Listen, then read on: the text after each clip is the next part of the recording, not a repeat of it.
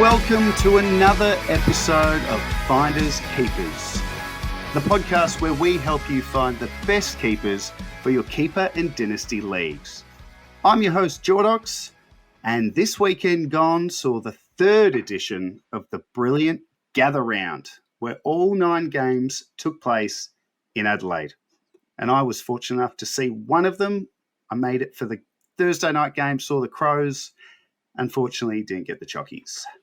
But to celebrate Gather Round, Finders Keepers has a special guest joining me for this episode.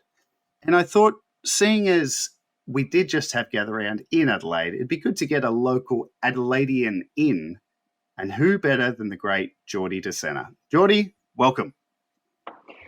Thanks for having me, mate. Great to see you over Gather Round and catch up in person. And it was a fantastic weekend, and excited to be on the pod and talk keepers. That's it, mate. Yeah, it was a great weekend. I had to cut my trip short, but that's okay. Sometimes things happen.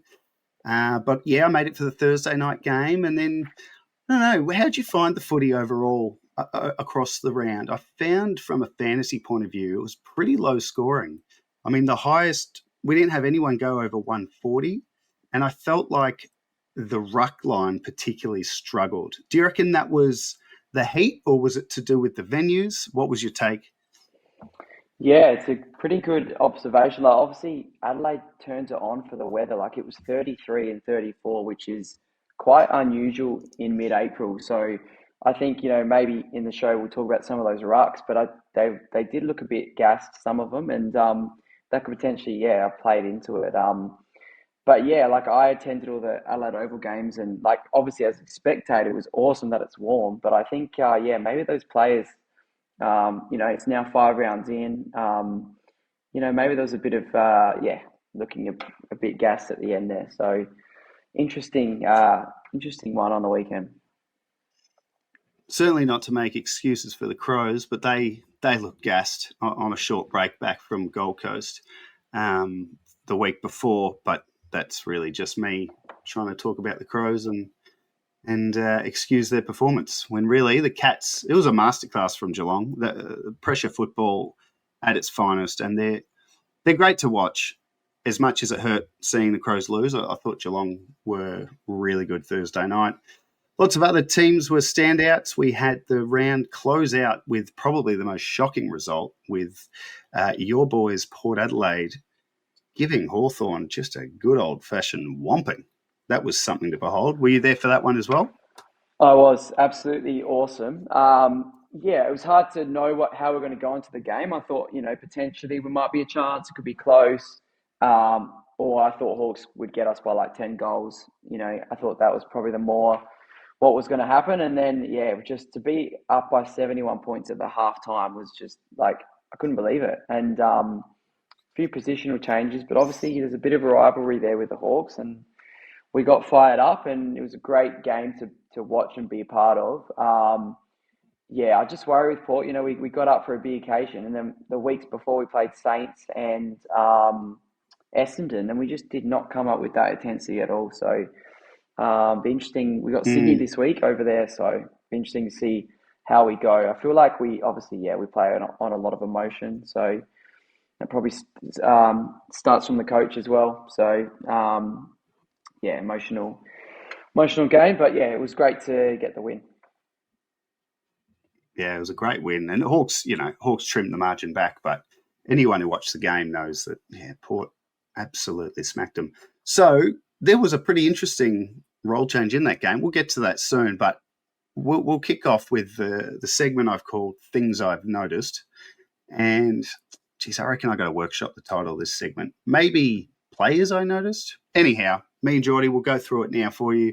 The things that stood out over the weekend, and starting Thursday night, I thought the game from Patrick Dangerfield, just playing that perfect mid-forward role where he starts in the middle and rolls forward, and he dominated. He absolutely stepped up for Gather Round against, in front of his old home crowd, and he's just denying Father Time at the minute. He's a ripper, and actually, I didn't talk about the DPPs that have come through as well. So just before we go on, if you play keeper fantasy, your commissioner will have decided one of two options. You can either choose the keeper specific DPPs, which happen after 3 rounds, and they already came through a couple of weeks ago, or you can stick with the industry standard, which is the champion data positions that is used across all the formats, Dream Team, Fantasy, Supercoach, and whatnot.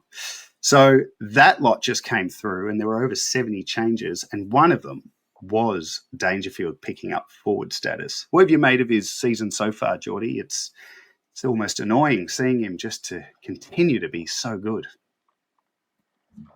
I know he's actually started quite well, and yeah, I mean, I was there live on Thursday, and those 4 goals that he kicked were insane. Like the impact he had on the game to change that game was unreal. And yeah, looking at his CVAs, he had the 32%, and the weeks before that he's had actually 50% plus the last 3 weeks, and he just had 32 this week. So it's good to see he's got that split and he's kicking goals. I seem to be scoring pretty well, so pretty handy pickup for keeper leagues. And if you did grab him, or you are an owner, I saw Chris Scott said something in recent weeks that the first 4 weeks of the season he's going to play a lot more forward to build not his fitness base, but just to build him up into the season, and then we should see him released more as a pure mid. I don't think they should do that personally. I think he's just too valuable forward. But if you are an owner, not only have you got the forward status up your sleeve, there's a chance Danger's going to be playing more midfield time as the year rolls on. Because even that score of 85 is great, but took 4 goals to get there. If he's playing more midfield time, it's going to be, happy days in what I thought might be his last season. But, geez, who knows at the minute? He's looking good. Also for the Cats, a guy that's just been talked about every week on Finders Keepers this season, Sam De Koning, and the ruck party is over. It was diminished last week substantially when Stanley came in. Stanley did a great job and stayed in, and then De Koning was just a pure defender on Thilthorpe, did a great job and scored pretty bad. So, yeah, it looks like the ride's over. He's picked up ruck status. But what do you reckon? Do you think I wasn't too nervous about him losing the ruck spot last week? I think he can still score reasonably in that role. What do you make of a Sam De Koning? Do you think he's someone that you probably needed to try and trade a couple of weeks ago to maximise on his value? Or do you think there's still scope for him to be a decent scorer this year? Yeah, it's an interesting one. I've actually got him in my keeper league, and yeah, it's been obviously great owning him in the first couple of weeks as a defender. It is good that he has the ruck status because that gives me flexibility if I have an injury or something later in the year, then I can just flick him there and he might be able to cover for me for a week or two. I just personally think that Geelong, like Stanley's in at the moment and he'll probably be in there for a while. I think last year Stanley was in and out of the side, so I feel like that he will get ruck time again. So like in my league, I'll probably just look at benching him this week, especially if they're playing the Easter Monday game.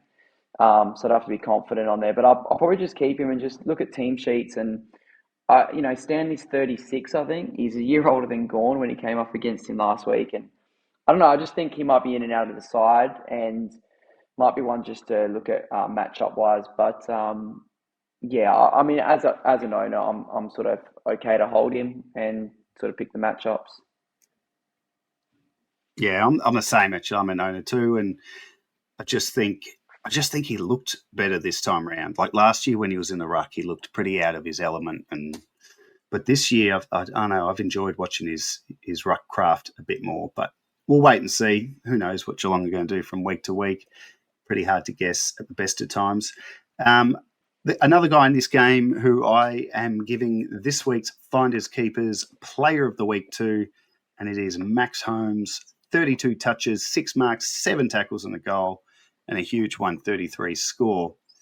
I just thought it was such a huge game from him, splitting halfback on ball. Peatling went with him at times, but it was largely pointless. He was just everywhere, Holmes. And the thing that stood out to me watching in live, and I'd always thought of him as more of an outside guy, but his inside work and his centre clearance work was just exceptional. So, yeah, they've got a ripper there. Geelong and, anyone who picked him up as a mid-only in the last couple of years in their keeper leagues would be loving life at the moment.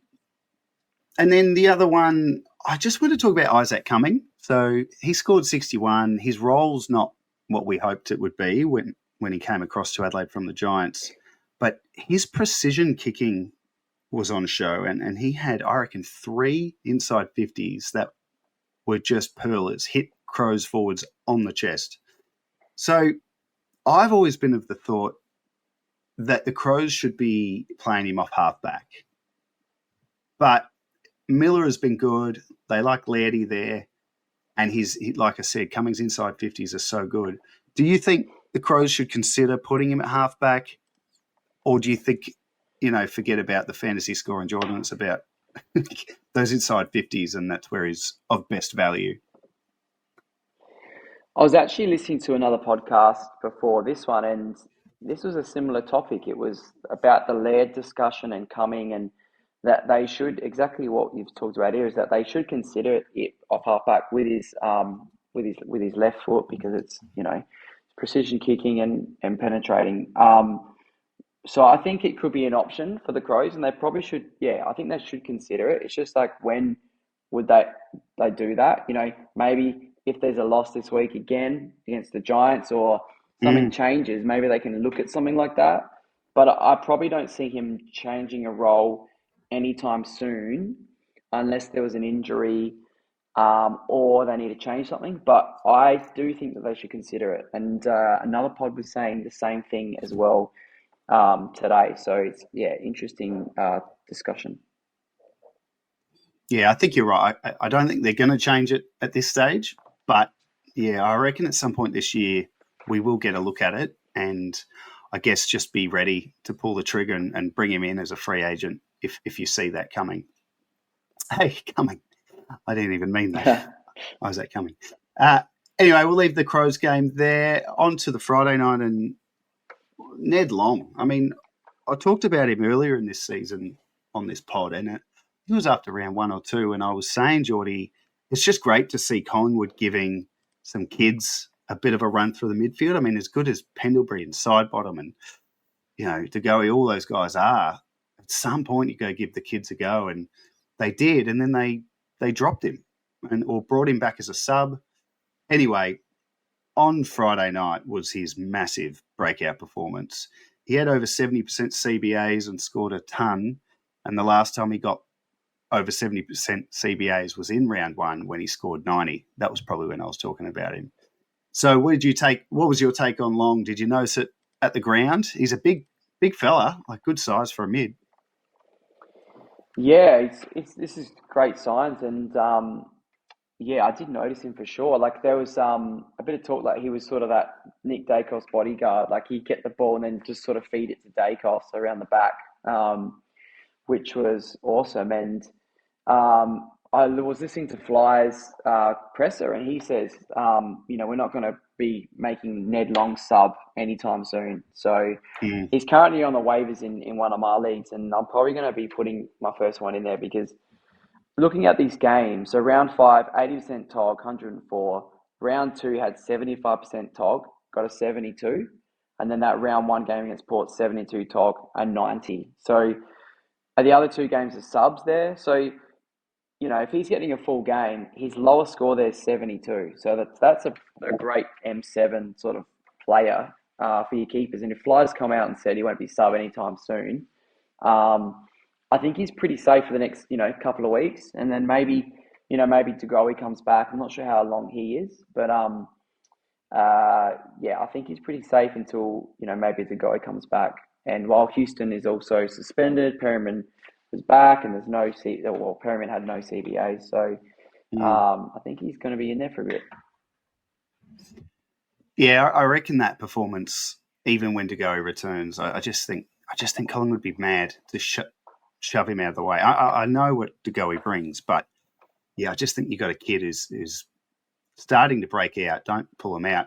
And speaking of kids who, when they get their chance, they absolutely kill it, is over at Sydney, Angus Sheldrick. So he scored 65. as the sub. So this is 2 weeks in a row he's been the sub, and it was another huge points per minute game from him. So last week he scored 51 from 24%, so 51 in a quarter, but they were beating up on the Roos. But this week he came on a little earlier because I think someone got injured, and yeah, he scored another 65 from 38% time on ground. And I'll just echo what I said last week to Sydney: just play him. Just play him. The guy can play. He can find the pill. And, a bit like Ned Long, obviously Sydney's midfield's nowhere near the age of Collingwood's, but I don't know, man. What do you think of Sheldrick? I just think they should give him a run. Yeah, I mean, he's shown that he can score, can't he? Like, even that couple of years ago, with that low time ago, and he's getting those 80s, 90s for us. I noticed, so in this 38% tog, he had 6 tackles and kicked a goal as well. So that's unreal, 6 Yeah, kicks, so he's 13 impacting. disposals, impacting. Um, yeah, it'd be interesting to see what they do this week and whether they can give him a full game. I wonder, it was mentioned, I just wonder on his tank maybe his fitness. I mean, he has been in the system for a few years, but I just wonder why he is the sub. I think obviously round zero he started and then they subbed him out. So does he have the tank? Rant, I don't know. I yeah, don't know what's going gathering on there. Yeah.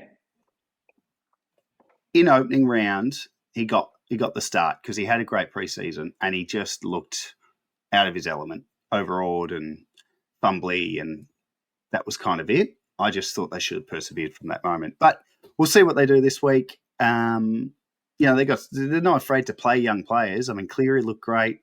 Riley Bice, another awesome game from him.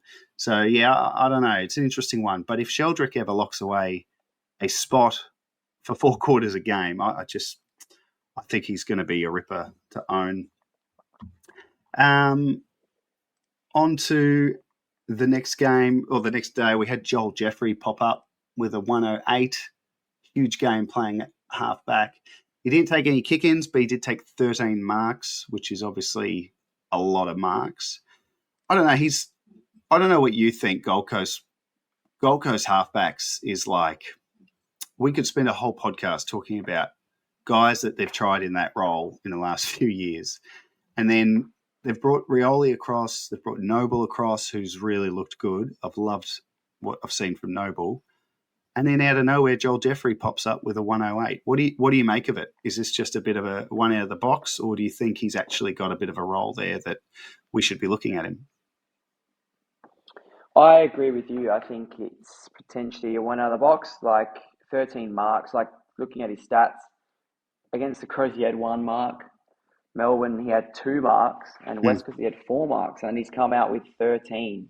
Um, obviously they played at the Barossa grounds. I'm not sure on the dimensions there, and I think it's just a one out of the box. I would be a little bit wary. He's on my waivers in my league. I'd be a bit wary grabbing him, but he does come up against Richmond this week, so he's probably going to be all right this week. I would have thought his floor seems pretty solid, but yeah, I think it's just probably one out of the box for me. Yeah. I think he had a good one a few weeks ago as well, but I just feel like he'd be a bit too up and down for mine. But worth a crack if he's there and you've got a spot to fill. I know defenders have been probably been the hardest line to fill, I reckon, in classic and drafts this year. Over to, same game, North Melbourne. So, yeah, Zach Fisher's interesting. So he was all the rage 12 months ago when he came across, had that plum roll off half back and, was sharing it with Sheasel, and they were both doing really well. And then now this year they bring in Caleb Daniel, and then Fisher, I think, had some injuries to start the year, but played his first game of the year, and I wasn't sure what the role was going to be, but it looks like it was half back. He took some kick-ins. He didn't take any marks, but he had 27 touches. So I just think, even though he only scored 66, as he gets more warmed up into the year, yeah, I don't know. I reckon he could be relevant again this year. What do you reckon? Yeah, I mean, if he's getting 27 touches, that's pretty good signs. Like if he can add some marks to that, like that could pop a decent score there. It's probably worth taking a punt on Mm. just because we know he can score. I know there's a lot of guys back there. Um, you got Caleb Daniel down there now, and don't know whether Sheezel was floating back this week, but yeah, I think it could be worth a punt. They play Good Friday this week as well, so you could even loophole him or take a Mm. little punt there this week. But 27 touches, like he's obviously finding the footy, so I actually like that as a little pickup. Mm. The only thing is, though, North were disappointing in the end, and I just wouldn't be surprised if he was scapegoated and straight back to the VFL. So I guess if that happens, don't worry about it. But just, yeah, keep an eye on him. Carlton game. Uh, Carlton West Coast it was. Yes, the Blues finally got on the board for 2025, which is great for Carlton fans. It was getting pretty scary there for a bit, but no, they overwhelmed West Coast in the end as we thought they would. But Jordy, the theme of the week was the Ruckmen don't like the heat of Adelaide, and I don't think anyone showcased that better than this year's rising ruck star in Tom De Koning. Just a meagre 75, which actually isn't. It's not a terrible score. It just feels worse because I and many others, I'm sure, put the C on him in the classic game. But the question is, does Pitternet return next week? Because Harry Mackay will miss with concussion. Carlton have been happy to just flick those magnets around. And who have they got? I feel like they're up against someone. Is it Cherry, maybe? I feel like they're up against a big Yes, boy. So they might, they are against yeah, North so Melbourne. maybe Pitt. Yeah. So, I mean, my take on De Koning is I've been so impressed by him that it doesn't matter if he plays a little bit forward, he'll still score well. But I don't know. Do you have any concerns over him with the score of last week and then the possibility of sharing with the big Pitternet? Yeah, I've got him in, as you were saying, as in classic. I had him captain as well, which was it's just refreshing all the time. And I was just like, what's happening? But he did look watching the game That's last week. He crazy. did look a little bit gassed. Um, and then this week, with the heat again, he cramped up as well. I think late as well. So he's obviously doing a lot. A lot. He's obviously the number one ruck. So I do think Pitternet comes in with those injuries. The thing with Pitternet is he has had that injury. So is he fit? Like, could they maybe sub Pitternet out? At 3/4 time or something. But I'm not. I'm not jumping off TDK just yet. I think as a classic player going to that format, I'll probably just hold him. I still think he can go 75, 80, even with that forward time. And in your Yeah. keeper leagues, like as a ruck, that's still pretty very serviceable at the I moment with reckon what's happening I with the reckon ruck line. So if you're a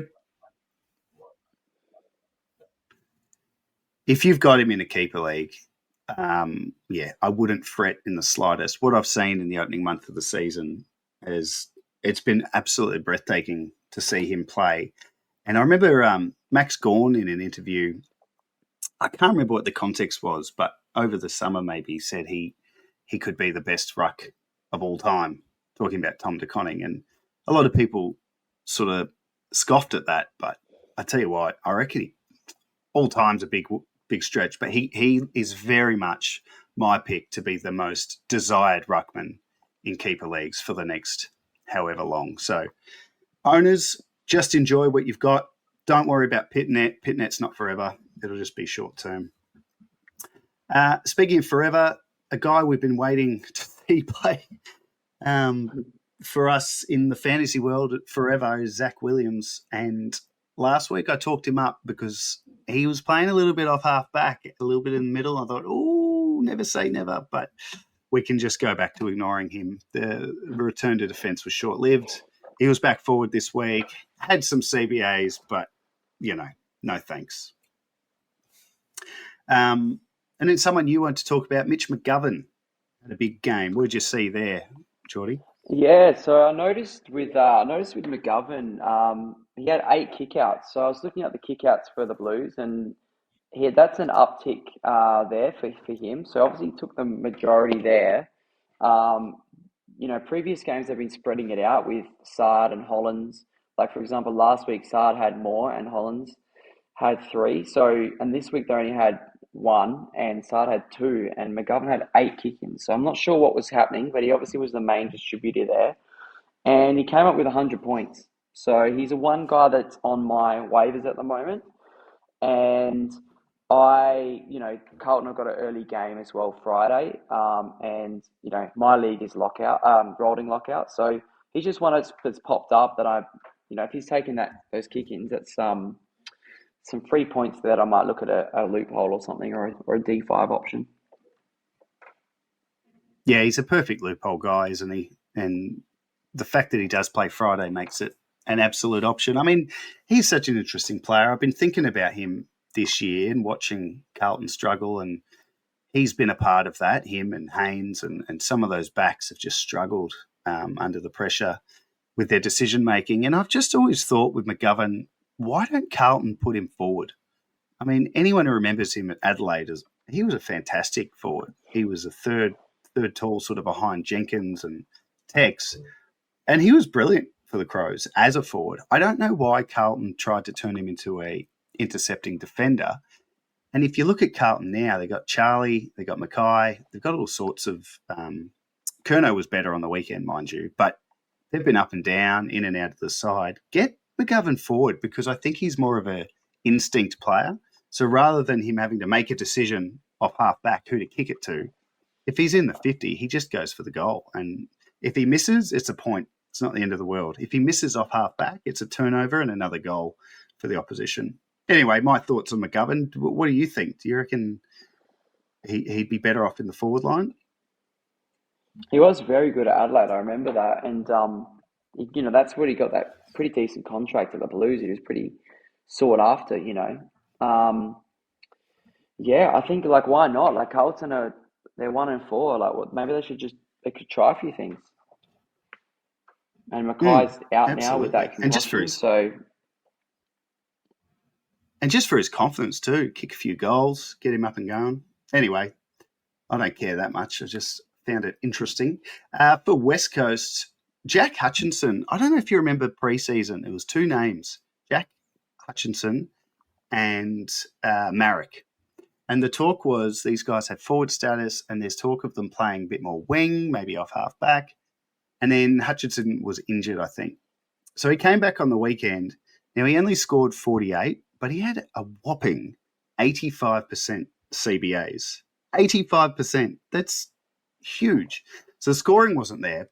And he copped a bit of a hard hit, I read. So maybe he was a bit sore. But jeepers, keep an eye on him this week. If he's getting that much exposure in the guts, he's someone to keep an eye on. What do you think? I mean, what do you think about West Coast midfield all up? They dropped Tim Kelly. They've moved Harley Reid to the back line, and they're giving Gross and Clay Hall and now seemingly randomly Jack Hutchinson a run. I love what they're doing. Do you think it'll last though? Yeah, it's a good point. Obviously, they're trying some stuff to get the kids through there. I just worry about. I was watching Hutchinson in the preseason, and I think he was even on a wing role in the preseason. But I was counting stats in the preseason and doing some stat counting when we didn't have the numbers, and I think he had a great role, but he only scored like 30 points or something. And I just worry. He obviously had a great role, but I just worry about his scoring. And obviously, he had 48 and 85% CBAs. I don't know. I probably, out of the waivers, I probably look somewhere else, but definitely one to keep an eye on if he can start accumulating. I just worry whether he's an accumulator type of player. He does look pretty good to the eye, and he'll do some cool things and get the ball out quick. But I just wonder if he is a scorer. Is my only concerns. Yeah, we'll wait and see. But just keep an eye on his role, because if he keeps that role for a few weeks, he's the sort of guy you might want to jump on before he pops an 80 or a 90, because that's when everyone else takes notice and jumps on. But anyway, I'll be watching him. Didn't have much out of the Bulldogs Brisbane game. That was a cracking game. Just a comment on Bailey Dale, scored a 68, and he's not getting it done the way we sort of thought in previous years. But I guess the observation and the point of talking about him is for owners not to worry too much. I mean, he's dominating the kick-ins, And Calamarchi did a pretty hard sort of forward tag on him, I believe, this week, and was quite effective. So probably just wasn't the week for the chip +6 guys in the heat of Adelaide. On to Essendon, Melbourne, and Essendon continued the Demons' season of hell.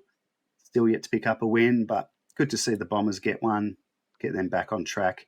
Will Setterfield, Jordy. I mean, what a luxury to bring that guy into your side for Essendon. First game of the year, tagged Oliver, looked great, and you've got injuries to Caldwell, a setback for Parrish, and curiously, Sardis was emergency only. I thought he'd go straight back in. Setterfield, with his high That's tackling game, 104, pretty exciting, I reckon.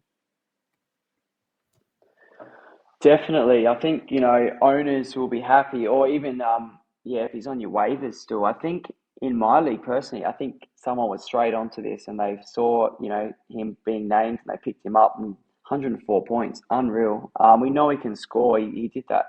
Was it last year or even the year before? He was a bit of a bolter in the other formats. And yeah, it is very interesting with what's happening at the Bombers at the moment with the setbacks. I think, obviously played great. I think he's pretty set in there for the next few weeks, I would have thought, with that score until these injuries come back. And yeah, obviously did a pretty good role tagging on Oliver. So I wonder who Essendon have got this week, actually. Let's just have a look. And whether he might do I was another just thinking job. that because he's got West Coast this week, so maybe if Tim Kelly comes back in, other than that, yeah, I'm not sure who he'd go to.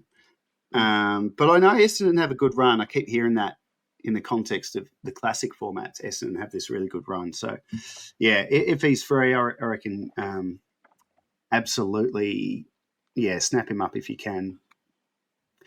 Sam Draper he's an interesting character, to say the least.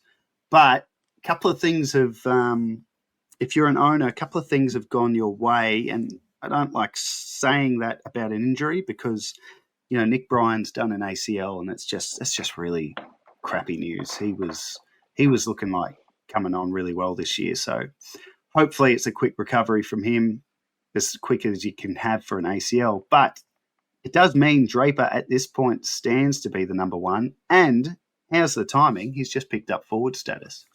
So where do you sit on a Draper? Do you think Bombers bring in Todd Goldstein? I mean, bear in mind it's just Bailey Williams they're against this week, or Flynn if West Coast finally give him another go. But what's your take on the man with the mullet?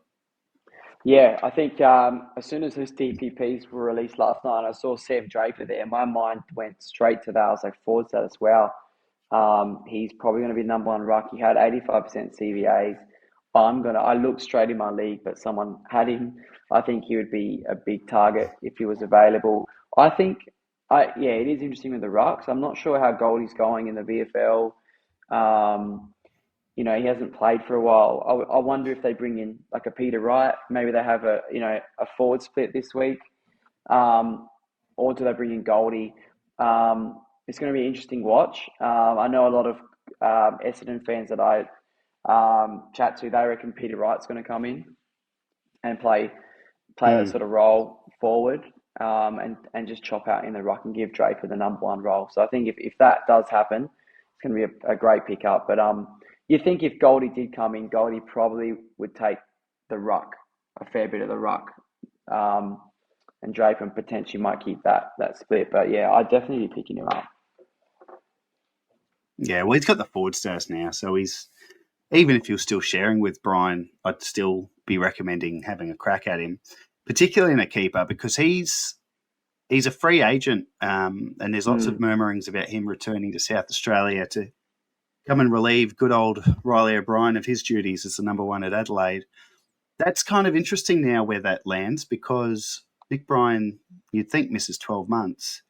Surely Goldstein retires. I mean, yeah, he's one of the older guys.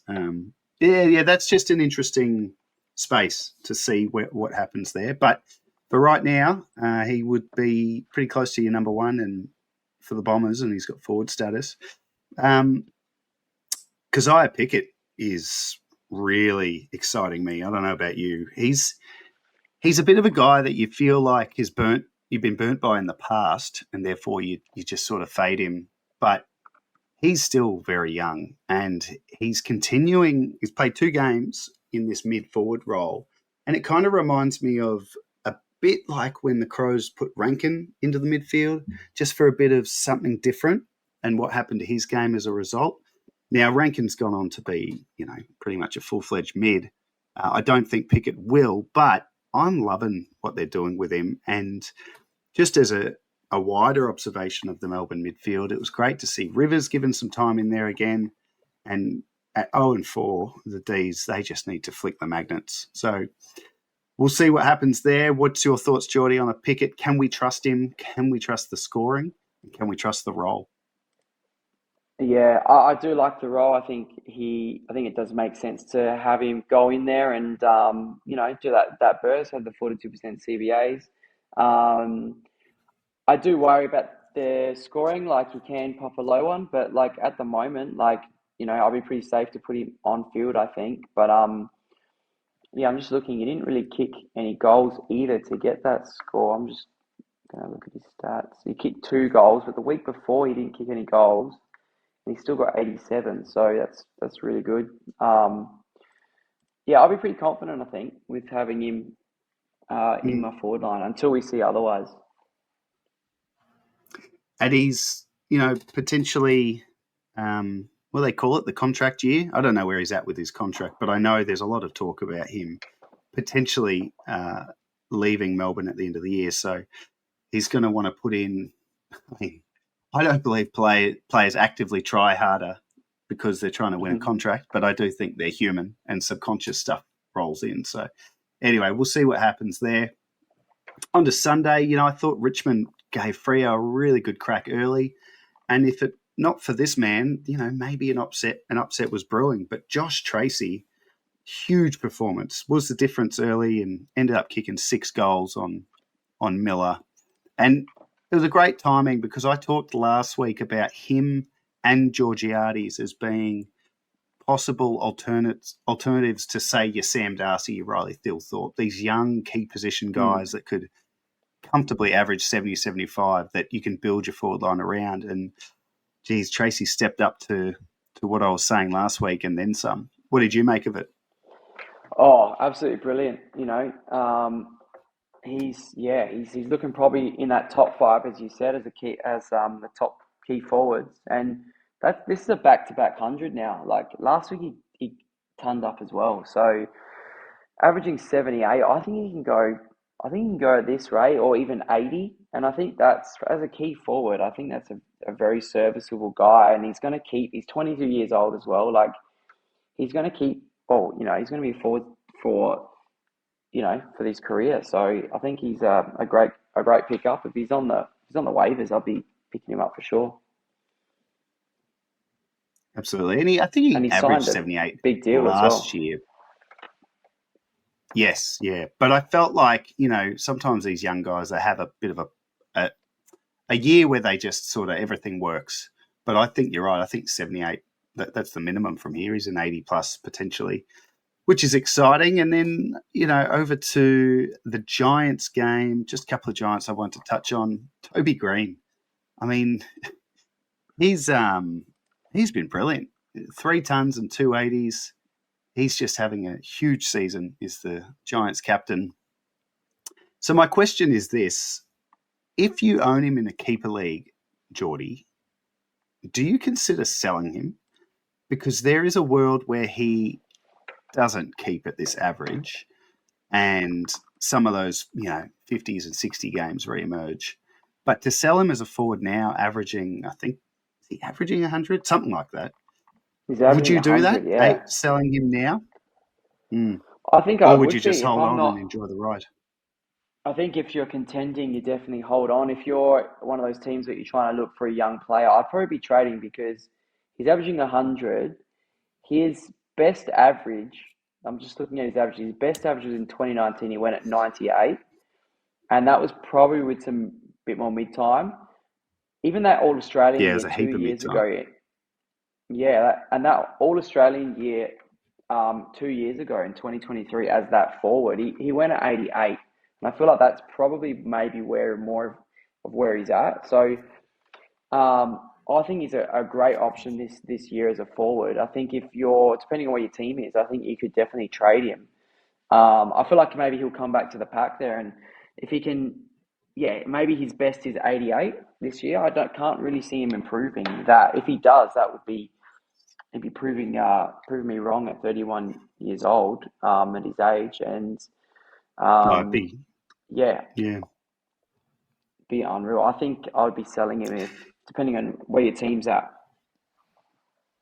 Yeah, I mean, if you're, chasing a flag, you take that to the end of the year. But yeah, if you're not, or if you suspect this is a little bit too good to be true, converting him into a couple of other assets could be a smart play.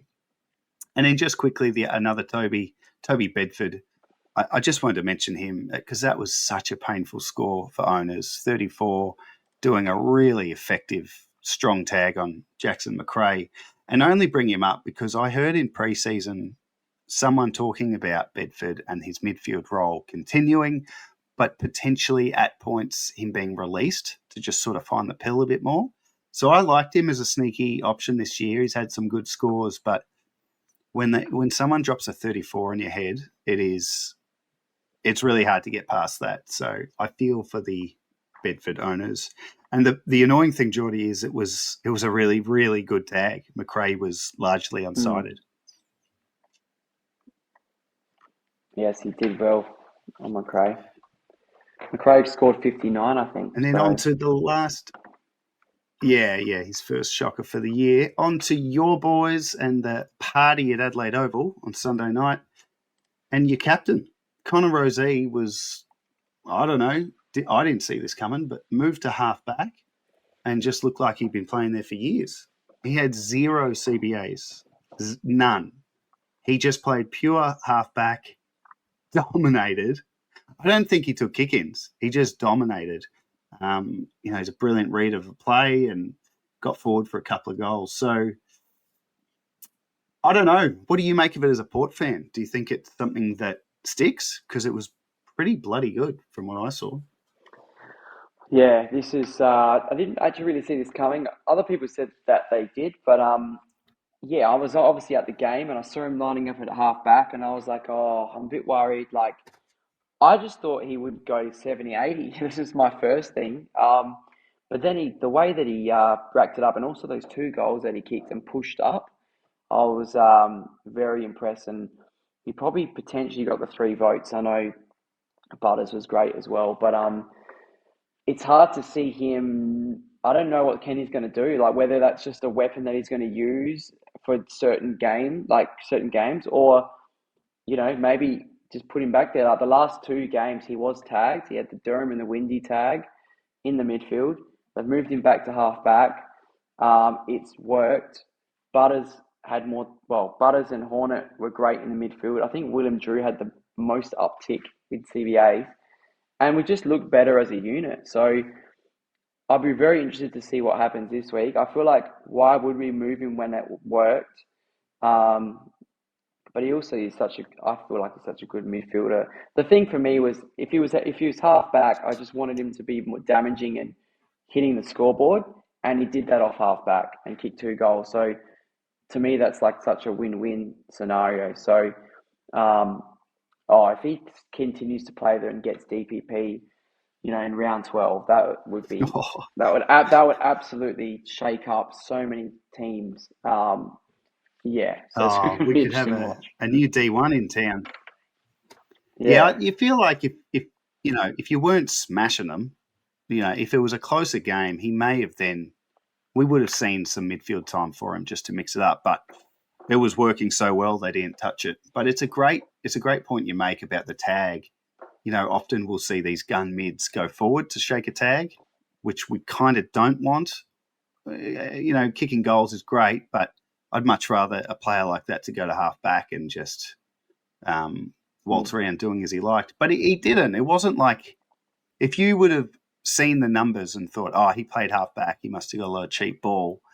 He really didn't. He read the ball so well, and yeah, I thought it was really, really strong game and great for Rosie, because I know he's copped some criticism, and I think as a young captain, it's been unfair.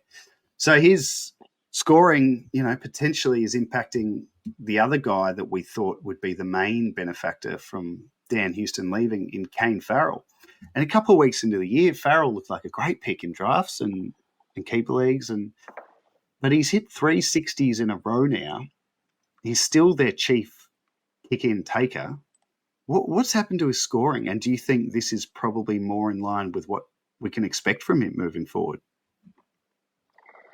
Yeah, I mean, obviously Rosie going back is a massive, market share back there. But yeah, you're right. Like, I mean, I don't know. As a Port fan, I always thought we would share it around in the back line. Like, Houston is such a good player that I feel like he sort of made it himself with his role, and I just felt like we were never going to replace him. We were just going to share it around, and I thought Farrell would improve his average and maybe go at 80 plus, but I never really saw that 95 plus that a lot of other people did see, and basically a Houston like for like. So he's still averaging 77. I think he will improve. I think but I just don't.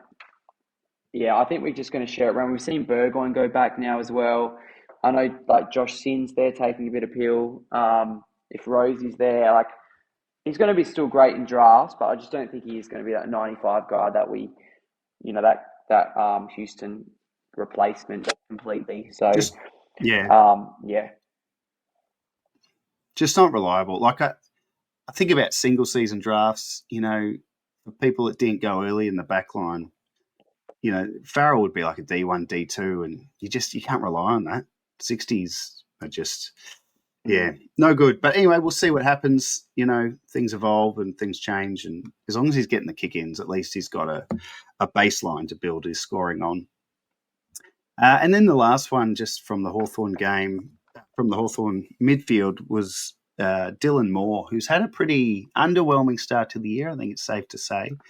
And with the injury to Will Day, we saw Warple come back in, but Dylan Moore picked up a lot of CBAs, I think late in the game too, and really got his scoring going. So just a bit of a shout out to Dylan Moore owners, who are probably a little worried at this point what he's been doing. But if he's getting some more CBAs, he's going to be much better than what we've seen. What do you think about Dylan Moore? Did you like him in the midfield for him? Yeah, I think he definitely provided, he provided a lot for them in the midfield there. I think what I did notice is he only had 3 CBAs to half time, and then he had 15 CBAs the second half. So for me, I probably want to see it. I mean, as a keeper league owner, it's awesome because he's going to get a bit more mid time. But yeah, I just wonder whether Mitchell was moving the magnets around with Port being up at 71 points at half time, whether they said, okay, you go into the midfield, or whether it's going to be that's actually going to be the role, because he did have that tick in the second half when they were already down. So just want to see it for one more week. But I think he'll probably, overall he should see some more time.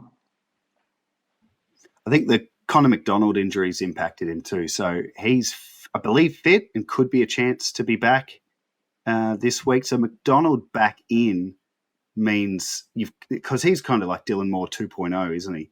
So you got Connor McDonald back in that role. Maybe that releases more up the field a bit more, but we'll wait and see. Hawks are gonna come out firing.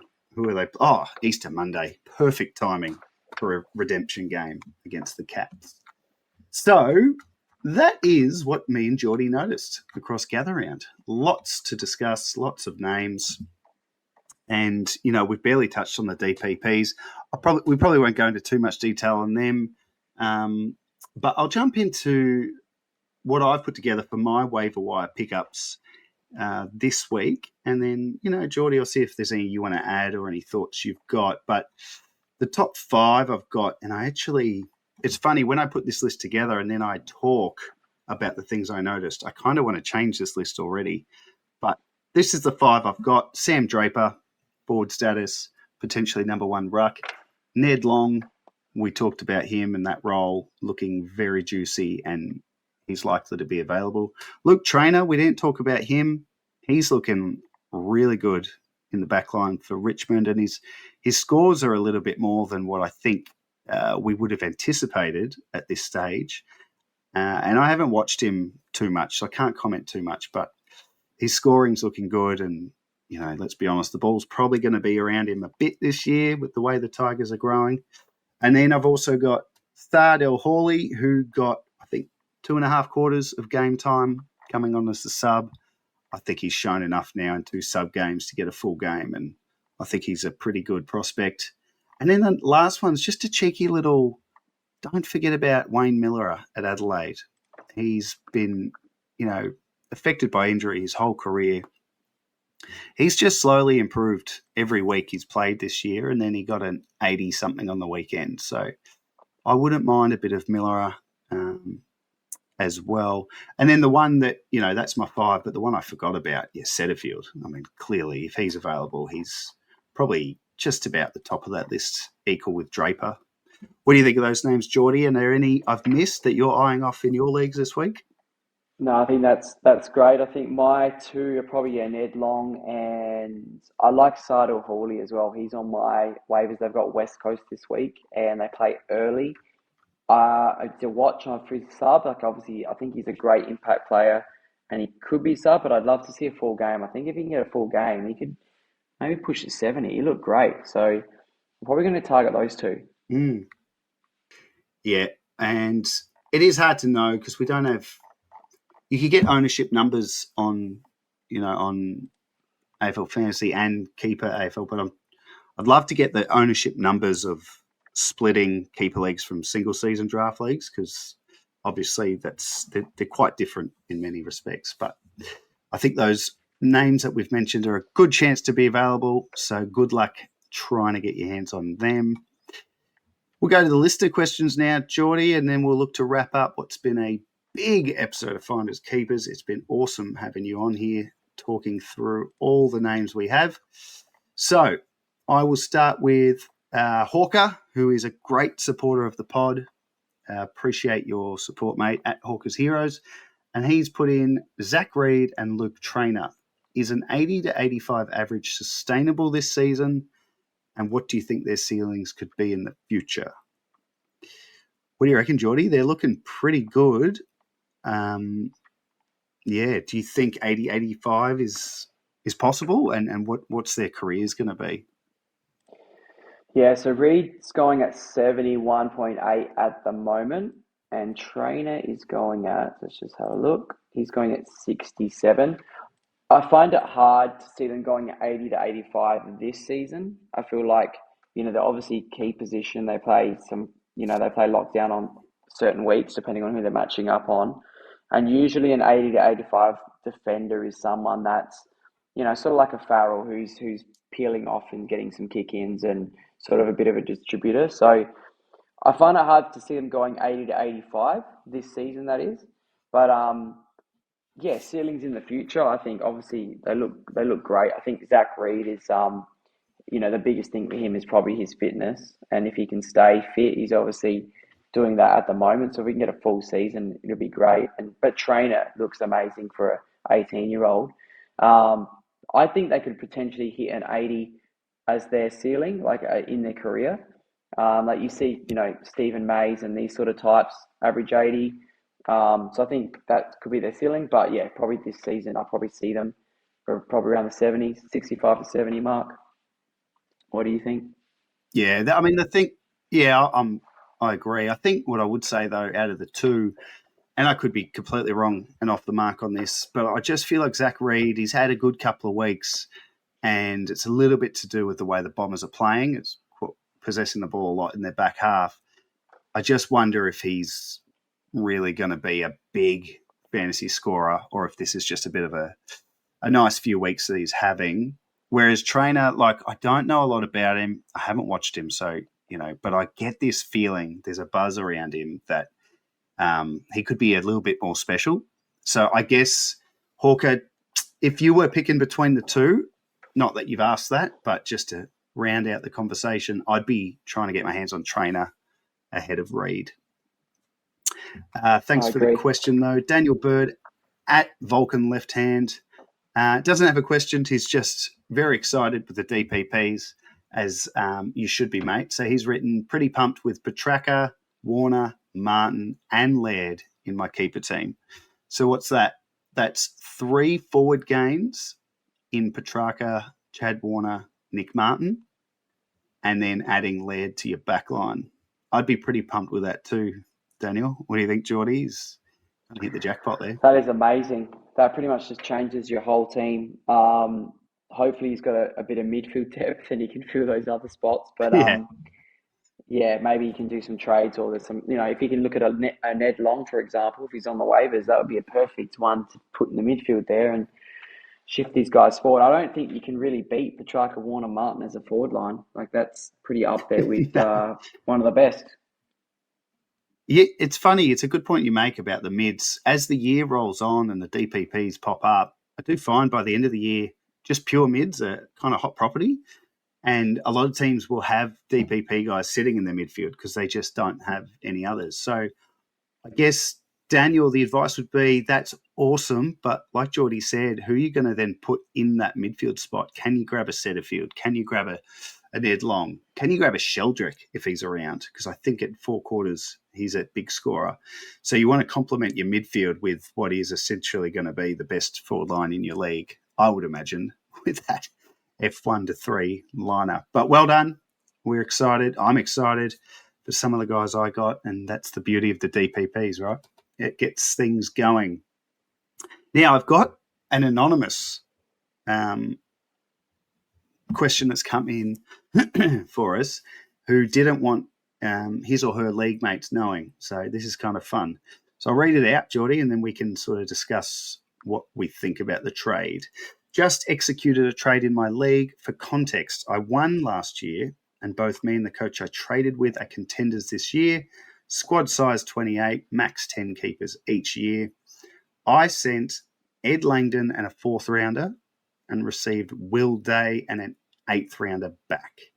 League was very split on who won the trade. Feel like I harmed my chances this year, but I've gained a keeper in Day, buying low on him, but not without a risk. Who wins the trade? You've got Langdon and a 4th rounder with the context of Ed Langdon's playing and scoring well to try and win this guy a premiership, or the other guy, Will Day, who's out long term, 8th rounder as well, but clearly Will Day is going to be a gun in the future. Where does it sit with you? I love the Will Day move. I think to me that's the winner. Like, I think, obviously you've got a scorer in Langdon there, but I mean, from my personal experience with the 4th rounders and 8th rounders, usually there's not, like, from my league, there's not usually, you're not getting a top draft pick with these picks. You're getting someone else that's been dropped from a team. So to me, the 4th and the 8th rounder isn't really a massive difference. Like, sometimes you can actually get a really good player with an 8th or a 4th. It just depends who you're picking. So the picks, so pretty much it's almost like you're getting Will Day for Langdon. Langdon's 29, I think. But Will Day, if you're drafting in a startup keeper, he's going top 50. He'd be a top 50 player in keepers. I know he's got injury history, but to me that's a massive winner in my eyes. Even if the other person is contending, I still think grabbing that Will Day is amazing. That's just my view. It's excellent. It's excellent tradecraft to see a future prospect, an asset, go down with a long-term injury, particularly a player like Will Day, who would be so frustrating to own because every time it looks like he's going to break out, he gets injured. So to go after that and say, hey, I'll take him off your hands and you can have this guy who's going to help you now, I think it's really well played. And, Ed Langdon's been handy and he's fine when he scores well, but I'd be surprised if he was the difference between you winning a flag or not. So well done on getting Day. It's a great get. I've got another big one from at Nicholas Davis 86. It's a pretty big one. I might go through that in finer detail next week. So thank you, at Nicholas Davis 86, who also asked during the week if I can release the episodes earlier. So on a Tuesday, Jordy, I've just got it. So the pod comes out 7 a.m. But as Nick has mentioned, he's driving to work well before then. And that's his only time to listen before the waivers cut off at 12 p.m. So good point. And for anyone else in that position, you'll be glad to know that this episode and all episodes in the future will be out at, I don't know, let's say 3 a.m. on a Tuesday, just to count for all you early risers. Now, before I let you go and we finish up, I did want to get your thoughts, Jordy, on a trade that I did in my home league, and I'm happy with, but I just thought it was worth discussing, get your opinion. So I am in the window now. I sort of dropped back a little bit, but I'm back in the window. I've had Gawn and Grundy in the last couple of years, and I traded Grundy out last year, and I've got Gawn. I drafted Ned Moyle in our redraft in pre-season, but I'm sort of stuck because if Gawn falls off a cliff and Moyle's not ready to step up yet, I don't have the in-between guy. So I traded Dan Houston and a couple of picks for Lloyd Meek and a couple of lesser picks back. So essentially Houston for Meek. What do you make of that? Yeah, wow, that's interesting. I think, as you said, if you're in a contending team, so do you have do you have waivers on or anything, or are you Yeah. so if a Yeah. okay, and there obviously wouldn't be many rucks on the waivers. Nah, I mean, Flynn's floating around. I really was bullish on him, but it just doesn't look like happening for him. I've got Sam DeConning as backup, but I really wanted to find the next guy for the next 5-6 years, and I just think Meeky can be that. And the perfect thing is I can loop Gawn and Meek from week to week using Moyle because he's not playing at this stage. So, and the other context too, the trade was with one of my best mates, and we've been playing in keepers and drafts for years and years. We've never, ever got a trade done because we're too like-minded, we're too stubborn, we've never got one done. So we were just pumped that we finally got a deal done, and I think both come out winning because he's got Tom DeConning as his other ruck, so he's fine. Yeah, I mean, to me, nothing screams like someone's won it. If you got picks back as well, I think, like you look at Meek, he's going at 87. I think he's a 90 ruck, so you're getting a 90 guy, but with the potential that he could go, much higher. He's still pretty young. He's obviously the number one guy. You've got Gawn. If you're a contender, you need a ruck.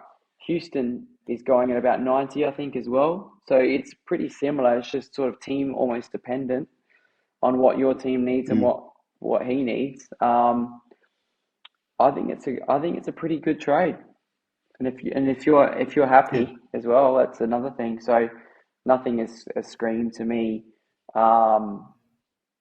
Nothing screams out to me with a clear winner. But yeah. Like all trades, the true decider is hindsight, and I'm sure we'll be watching that very closely over the next couple of years. And on that note, Jordy, I will let you go. I'm so grateful to have had you on the pod, mate. You're doing great work in the fantasy community. I've always been a big fan of yours and the work you do with Hef on the Keeper League pod, but starting to see and hear you across the other formats and your insights in the classic game are really good as well. So you're really doing a great job. But tell us a bit about your music and what's going on there and where we can find you and your music on X and whatnot.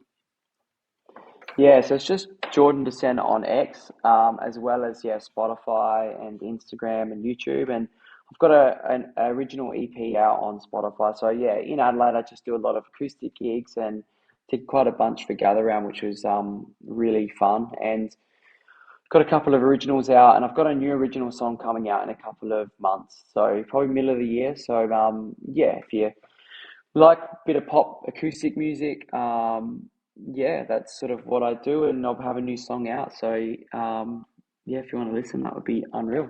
and I'll also post Yeah, check. a lot of my fantasy stuff too on X.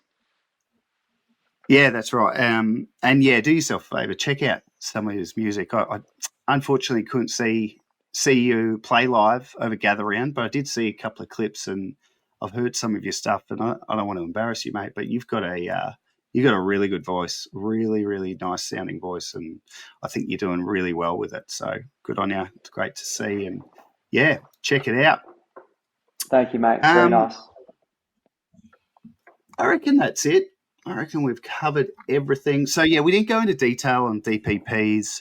I mean, there were 70 new DPPs added, which is huge. And yeah, we couldn't sit down and go through that. Just keep an eye on the podcast wires this week. There may be something from Coaches Panel. The Coaches Panel going through the DPPs and a bit more time spent on it, which would anything from the Coaches Panel is always well worth a listen, and potentially it could be me on there. So, it's always worth a listen if I'm there. Isn't that right? Yeah. Anyway, so maybe before you go, hit me with your home league, any DPPs that have changed the landscape for your sides. Yeah, let's just have a little quick look.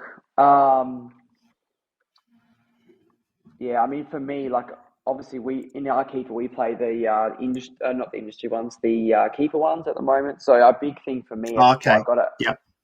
I got it a couple of rounds ago, but not TDK, STK was fantastic to get that run. Yeah. And I had Jasper Fletcher, who we didn't talk about, get that defender status. Yeah, and he's doing well. He's put up a 98 and 101 in the last 2 weeks, and that has been awesome to field. So those have been two for me. I think I've got Caleb Windsor as well in my side. So the ones that dropped on Sunday, that will be really handy because he's got defender status. So I've got quite a few mids. So just to have him there as a defender, I can look at loopholing. So that would be the one for me. And I just hope he's a young player. I just hope he can, get a bit more form and start pumping out a bit more scores because he's just doing 50s at the moment. But he'll come great good. To see him pick It'll that be a up. bit of a slow burn. Yeah. Awesome, mate. Thanks again for joining us. It's been great having you on, and I'm sure we'll have you on again in the future at some point. And that is a wrap for us. So if you've enjoyed the pod, please like and subscribe anywhere you're listening. Drop us a line on X at FindKeepAFL. Send through any keeper or dynasty-related questions or observations you've made. And as I say every week, I love talking about trades that have gone down in your league. So send through the best trades, the worst trades, prospective trades that you're trying to work out what to do. And you can send a DM to the Finders Keepers X page as well if you just don't want your mates seeing that you're asking. So thanks for listening. We'll be back next week on Tuesday, same time, to review the next round of footy. And in the meantime, I'm Jordox. This has been Finders Keepers. And until next time, keep on keeping on.